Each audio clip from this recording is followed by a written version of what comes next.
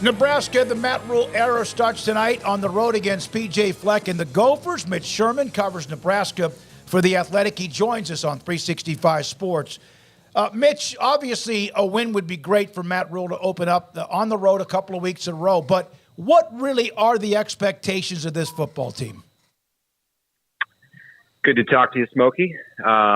Well, the expectations for Nebraska in week one, I think, are pretty simple. It's just to look like a viable, competitive, improving football program. More than the team that we see on the field tonight, it's about the program and the direction that Matt Rhule is taking Nebraska. It's been 9 months of it's like the full Matt Rhule experience, and I know you're familiar with that. But the off-season experience has been something to behold here because he has won over the fan base and the state of Nebraska in every possible way that you can without playing a football game. So here it is, time to play a football game, and let's see how far the progress has come on the field. We know they've made a lot of progress off the field, but tonight it's about just not being that team that's beat itself so often over the last few years.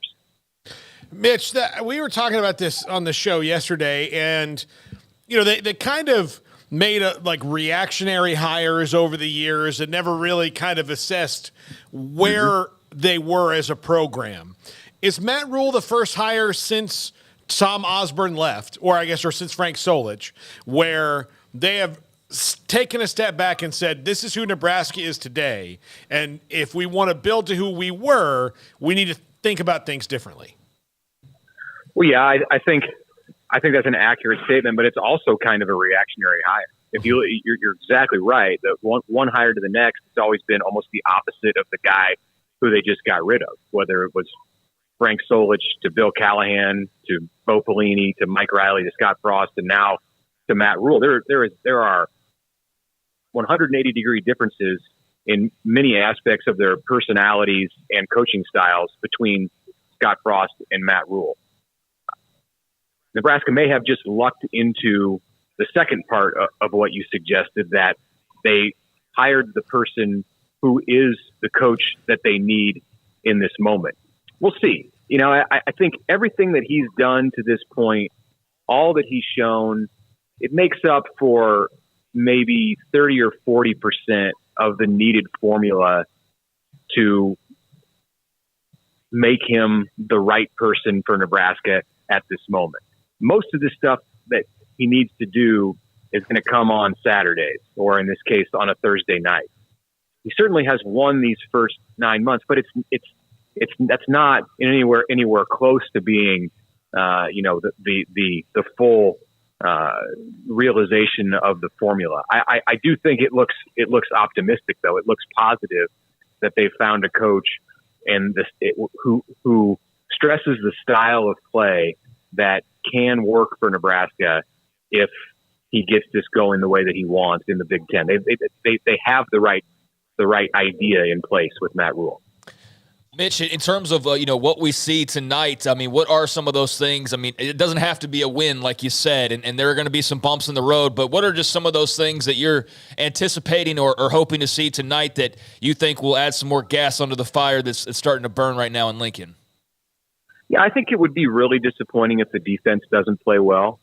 That's been the story on the football field. That's been the story of the offseason. When Nebraska's been on the practice field, it's been one day after another of hearing about the progress that Nebraska's made on the defensive side. Matt Rhule hired Tony White, the defensive coordinator from Syracuse, as he put his staff together in December. And Tony White has been, by all accounts, coming out of practices, he has been a great fit for the players who they've assembled to make up this defense. And in large part, the majority of the leaders in this locker room are on the defensive side. So much of the experience is on the defensive side. So while players like Jeff Sims, the quarterback transfer from Georgia Tech, and the running back Gabe Irvin out of Georgia, who is finally healthy in his third year in the program and will start at tailback tonight. Well, they've gotten a lot of the headlines because they played the glamour position.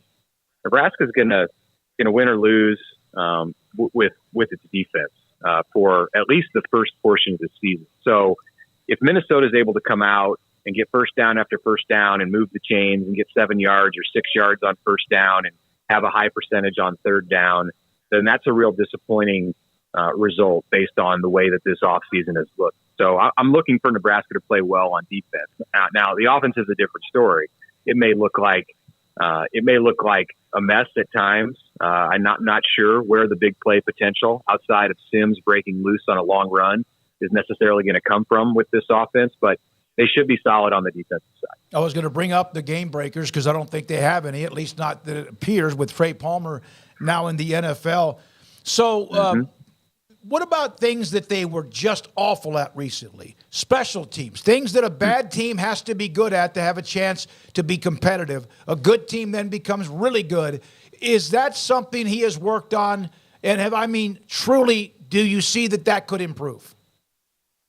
Well, they've been awful in the fourth quarter. They've been awful at playing fourth quarter football or playing the best football that they can when it counts the most. And Matt Rhule has absolutely emphasized that. He's talked about being a fourth quarter team, being the best team in the fourth quarter, wanting to run for 75 yards or 100 yards in the fourth quarter of a game. Obviously, you need to be in a position to run the ball ahead, presumably, or within one score to keep it on the ground in the fourth quarter.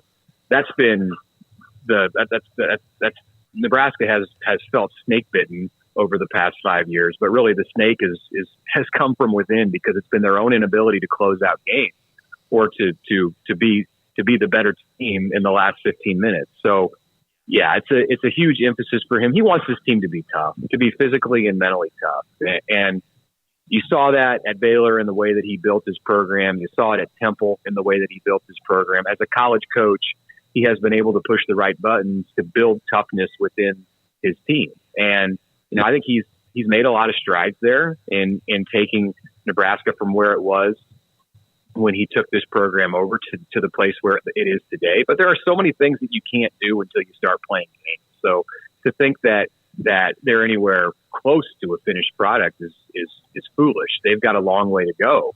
I would expect we'll see evidence of that tonight.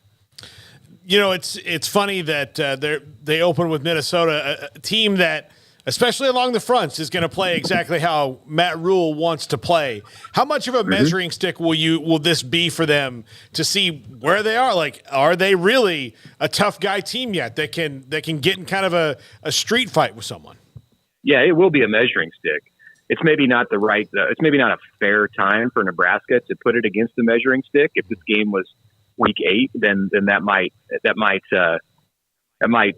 make a little more sense for measuring his program. It's hard to measure a program in game 1 of a new regime. And Minnesota's been at this for 7 years with PJ Fleck. You're right. Not just is Minnesota the type of program and run the way that Matt Rhule wants his program to be run. He's got a lot of respect and talked about it last week for PJ Fleck, the Minnesota coach. He says, I love the way he runs his program. It's different than me, but I love that when I'm in Texas, I can walk into a high school and see ski-u-ma and row the boat on a wall. That he says, I know PJ was there. So he's envious of what PJ Fleck has built and the way that he's instilled his culture in Minneapolis. And you're going to look tonight at a program that's in year 7 of doing that versus a program that's in game 1 of doing that. Now, the talent on the field, the disparity is not going to be all that much different. Nebraska is going to have some advantages in terms of talent at some spots. But we'll see if that's apparent in the way that the game's played. Mitch, with Eric Gilbert's arrest, was he going to play for them anyway? Not early in the season. No, he had not had a great preseason. Now his spring and early in the off season, he was making progress. This is the 5-star tight end out of Georgia who played at LSU as a true freshman in 2020 and spent the last 2 years at Georgia. As a 2-time transfer, he's still awaiting a waiver, and now he's facing a felony charge for burglary from an incident this week in Lincoln. So His status is even more unknown. But no, he was not going to be even if he had been eligible and did not run into legal trouble this week. He was not in a position based on his training camp that he was even going to be on the travel roster this week. So, Mitch, have to ask you, I mean, it's football season, big game tonight, but, I mean, what were the festivities like last night, the big volleyball game? I mean, that seemed like just an all-timer of a scene and just a very cool thing to witness in person and be a part of. Can you break it down, just the environment last night and how all that went? Yeah, people can't stop talking about it, I'll tell you that. I mean, it's followed me from Lincoln last night to Minneapolis this morning. So the talk has not died down. It's all anybody wants to discuss.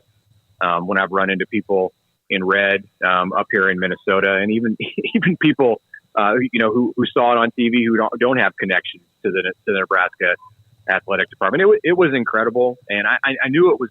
Everybody knew there was going to be a big crowd and that they were likely going to break the world record for a women's sporting event, which they did by a few hundred people, with a crowd of 92,003. But I didn't have a great sense for what it was going to feel like on the field until I got down there courtside before the first serve, a few minutes before the first serve, and just to take it all in. And they had students on the football field, because obviously the volleyball court and the stage that it sat on didn't take up 100 yards of a football field. So they were able to put students right up against the court, in addition to the 90,000 or so who were in the seats. And it was incredible. Unlike anything that I've ever seen in that stadium. And there've been some pretty amazing football games played there. Hey, Mitch, I know you've got game night.